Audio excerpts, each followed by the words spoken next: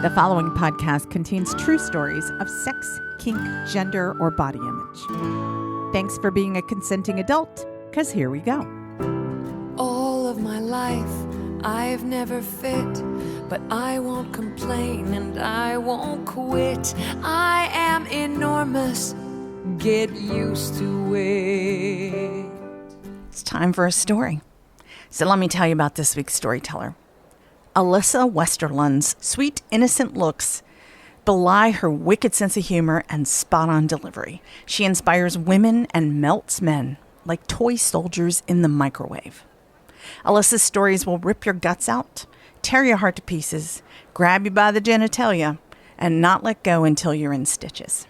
Alyssa told this story in 2020 in one of our lockdown shows. In fact, one of our very first lockdown shows. And it is hard for comics to perform on Zoom. They hate it. I heard it repeatedly. But I thought Alyssa did such a great job. I'll have to say I miss her because she's moved away. The last time I talked to her, she was in Austin. And that's happened with a lot of the people who perform in the Bay Area. I've had a hard time tracking them down. And that's why it's so great to have their recorded stories. This story was told on Zoom in 2020, and your storyteller is Alyssa Westerlund.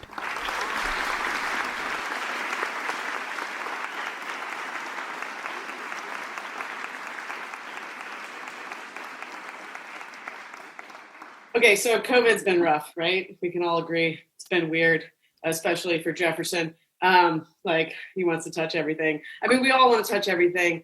I kicked out my partner about in May because he said that everything was my fault in the relationship. And I was like, well, you might as well fucking leave then because you're not even really here.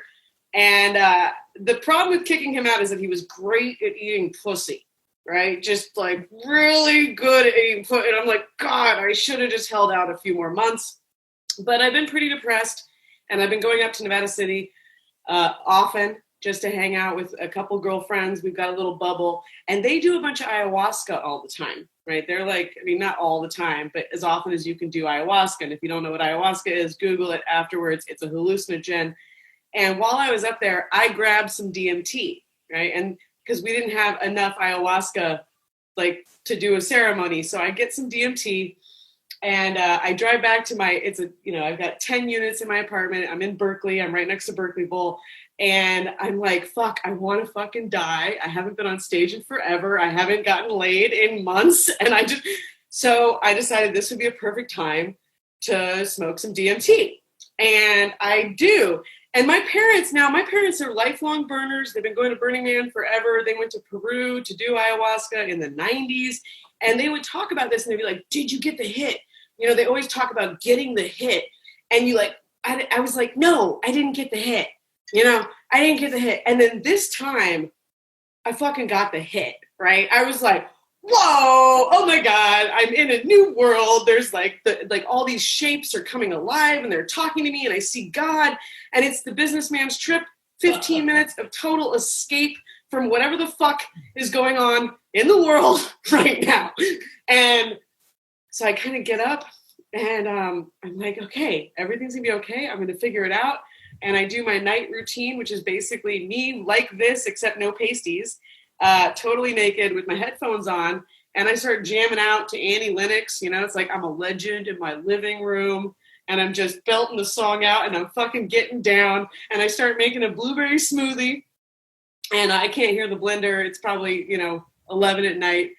And I'm blending this blueberry smoothie, dancing, shaking my ass. And I get that feeling, that feeling.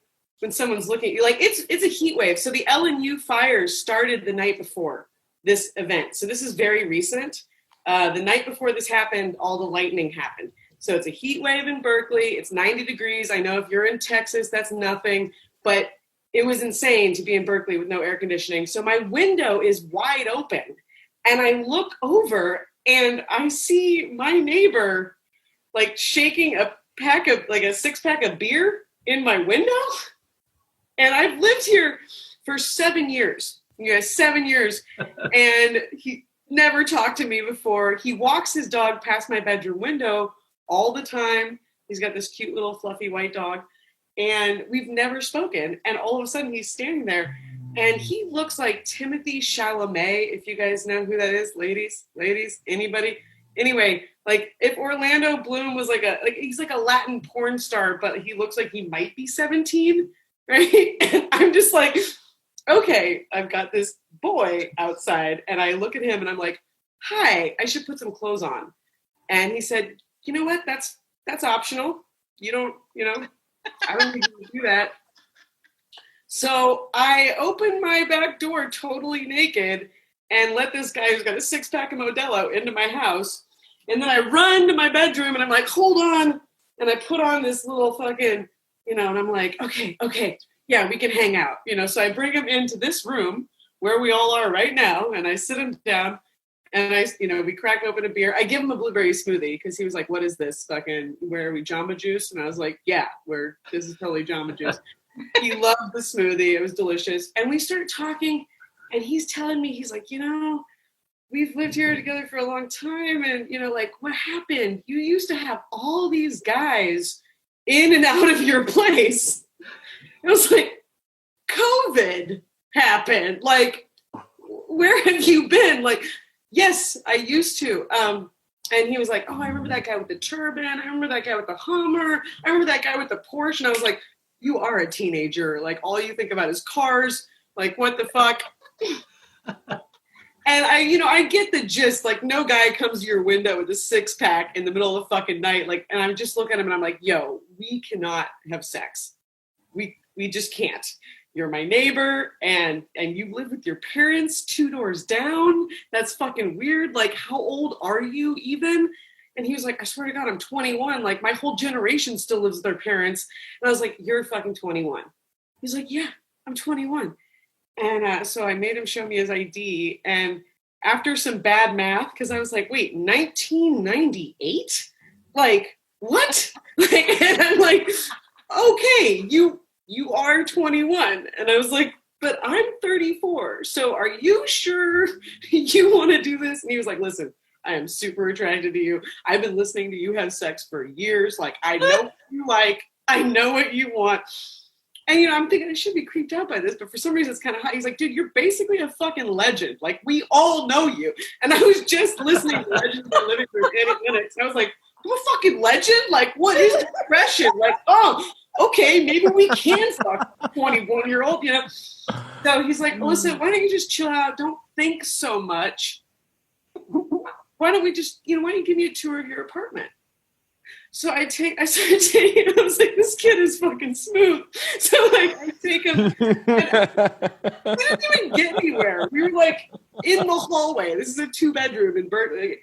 All of a sudden, I'm up against the wall. He's fucking kissing me. He's got these big, fat, juicy lips, just like juicy. Great kisser. Like, and he's 6'4", right? He's 6 fucking 4.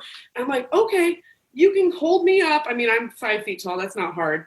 But this is fun. And then he was like, hey, by the way, I'm really good at eating pussy. And I know that's what you like. So he just like throws me down on the bed, starts eating my pussy. And like, he is good at it. I was like, whoa, dude. And all of a sudden it's like, I'm like fucking squirting on this kid's face and he's just like slurping it up. I'm like, okay. He's like, well, how about we go over there? And then all of a sudden he's bending me over and we're fucking, and he's got, a nice sized cock. He keeps asking me if it's big. And I'm like, listen, bro, I fucked 400 people. I'm not going to lie. This is average, but that's good enough for me. Like, I'm 5 feet tall. I'm not a size queen. Okay. So every single room in the house, and he was just really good. And there was no inhibition. And I was like thinking to myself, like, I haven't had fun. Like, we were laughing the whole time. It was 4.5 hours. We took multiple breaks. And while we took breaks, we were doing push-ups together, like 10 slow, 10 fast. Like, I was like, oh my God, this is the kind of workout. Like, I'm a really playful person. Sex should be playful and fun. And then he was like, hey, what, do you have like lingerie? And I was like, yes. I'm an adult. I own lingerie. Like, he's like, so could you like put that on right now? So I put on this little red thing that's, lacy and whatever. And he's like, okay, Mrs. Claus, let's go. So I'm just like riding this kid. I don't know what happened. Like the next day it was like putting shit back together. It was crazy. And then he was like, hey, do you have any ice cubes? And I was like, yeah, I have ice cubes, right? Like, so I go get a bunch of ice cubes. All of a sudden there's an ice cube in my pussy. He's just drinking all of it out. Like, it's fucking hot. I'm like, this is perfect. Just drink it. Like, the floor didn't even get wet. He drank it all. I mean, putting on my nipples, like by the end of it, my nipples were fucking purple. Like, that's the way I want it to be, right? Like, my ex didn't fucking play with my tits at all. I was like, what is even happening? This is amazing. And, oh God, then what did we do next? Oh, then next he was like, hey, do you want to watch this porn with me? I was like, you have all the ideas. Like, this is incredible. All of a sudden, we're watching porn and he was like, hey, put an ice cube in your mouth and then suck my dick. And I don't even like sucking dick. And I don't even, like, he's been listening. I don't know if he knew or what. And I was like, I'm not sure I want to. And he was like, just do it. And I did. I just sucked his dick, like was rubbing ice all over his balls, like all over his thighs, just drinking him up. And then he was like, wait, stop or I'm going to come again. And oh my God, so cute. So at some point he's got me bent over my desk in my room. And he's like, can I call you a bitch? And I was like, this new generation is so sweet. They ask for consent. I was like, yes, baby, you can call me a fucking bitch. Call me whatever you want. I was like, why have I been only fucking 49-year-olds? Like, what is wrong with me? I have been missing out this entire time.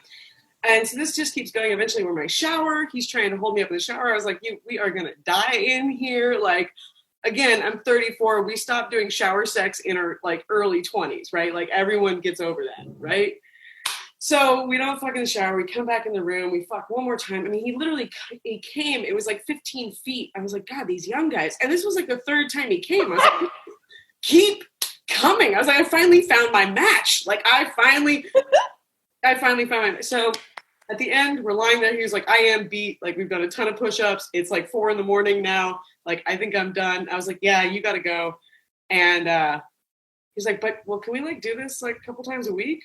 I was like, oh, yeah. Yeah, we definitely can. And I don't know, man. It was legit the best sex I've definitely had in 2020, but probably at least since I was single before the pandemic, because I didn't fuck my boy. Like, my boyfriend did not fuck me like that. And I'm just really happy. I'm really happy. I'm kind of nervous now because all my windows are still open. It's still hot. And like, is he out there? Like, when is he coming? I don't even know his name. Oh, man. I just know awesome. He's 2 doors down. And so, yeah, maybe we're going to make the best of this, you know? Like, maybe some big things are coming from this pandemic. Thank you so much. Awesome.